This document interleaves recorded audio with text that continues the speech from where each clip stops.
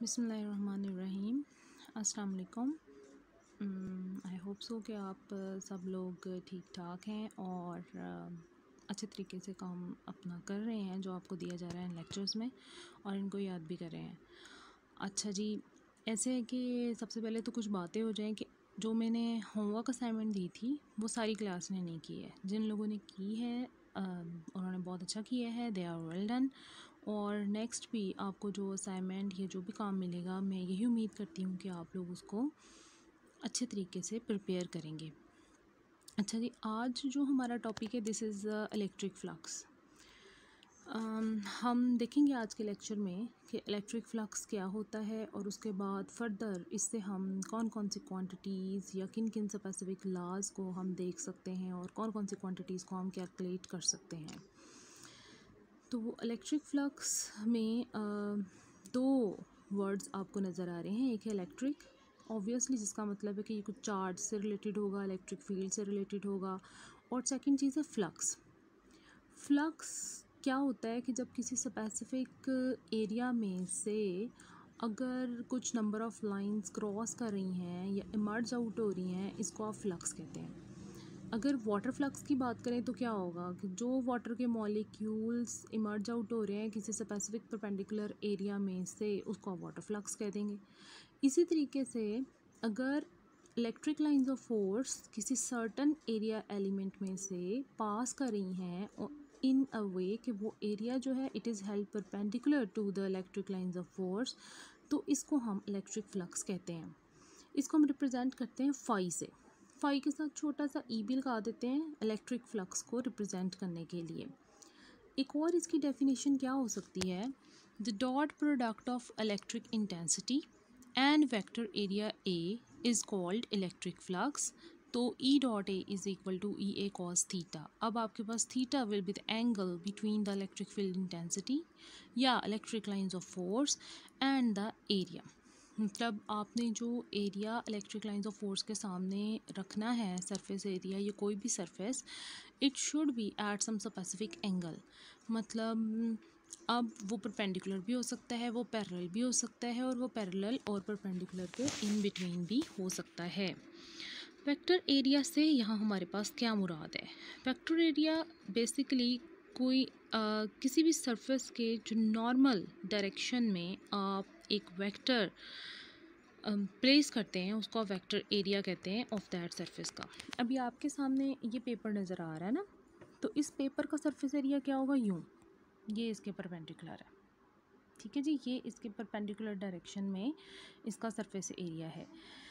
अच्छा जी, अब हमारे पास डिफरेंट केसेस हैं इलेक्ट्रिक फ्लक्स के। सबसे पहले हमारे पास हम देखेंगे कि अगर ये एरिया जो है this is held perpendicular to the electric lines of force, तो ये इसका वेक्टर एरिया है। सरफेस को हमने परपेंडिकुलर रख दिया इलेक्ट्रिक लाइंस ऑफ फोर्स के साथ, और सरफेस का जो एरिया है which is normal to the direction of the surface which is called vector area, वो इस टाइम पर इलेक्ट्रिक लाइंस ऑफ फोर्स के साथ कौन सा एंगल बना रहा है? ज़ीरो। तो इसका मतलब है ये पैरेलल है। तो हम जब डॉट प्रोडक्ट लगाते हैं तो phi is equal to E dot A which is the E A cos theta, E A cos zero is equal to E ए।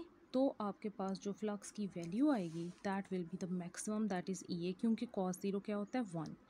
इस केस में ये जो वेक्टर एरिया है this is making an angle of 0 degrees with the electric field intensity या फिर electric lines of force, और in other words हम कह सकते हैं कि वेक्टर एरिया पैरेलल है इलेक्ट्रिक फील्ड इंटेंसिटी के। ये पैरेलल के लिए साइन शो किया हुआ। अब नेक्स्ट केस की तरफ चलते हैं।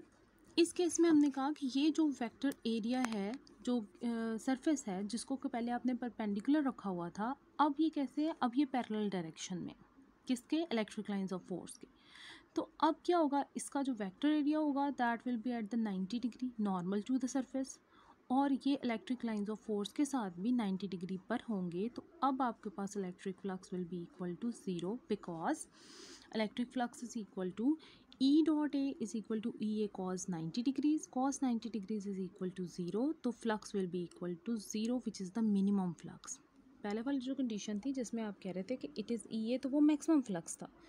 अब आपके पास जो है E A is equal to zero, तो ये मिनिमम फ्लक्स है। क्यों? क्योंकि इस केस में कोई इलेक्ट्रिक, वैसे भी आप फिज़िकली भी देखें तो इस केस में देखें सरफेस में से कोई लाइन गुजर रही है, नहीं गुजर रही। हमने इसकी डेफिनेशन क्या की थी, number of electric lines of force passing through the surface.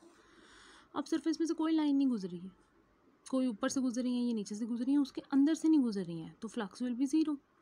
इस केस में देखें कि सारी की सारी लाइंस सरफेस में से गुजर रही हैं। जब सरफेस में से गुजरेंगी तो इसका मतलब है कि फ्लक्स विल बी मैक्सिमम। तो फ्लक्स के लिए ज़रूरी है, इलेक्ट्रिक फ्लक्स के लिए, कि there must be the electric lines of force that must pass through the surface.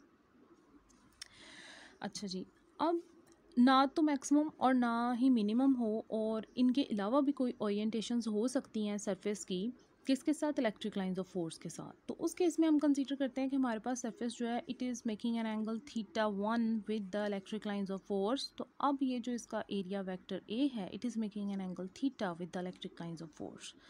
तो अब आपके पास जो एंगल इलेक्ट्रिक इंटेंसिटी या इलेक्ट्रिक लाइंस ऑफ फोर्स का एरिया वेक्टर ए के साथ है, दैट इज़ थीटा। तो अब इलेक्ट्रिक फ्लक्स क्या होगा, E dot A is equal to E A cos theta. तो हमें क्लियर हो गया है कि जो इलेक्ट्रिक फ्लक्स है it depends upon the angle between the E and, it is clear that electric flux phi E depends upon the angle between E and A. Phi E या electric flux एक scalar quantity है और उसके units हो गए newton metre square पर coulomb.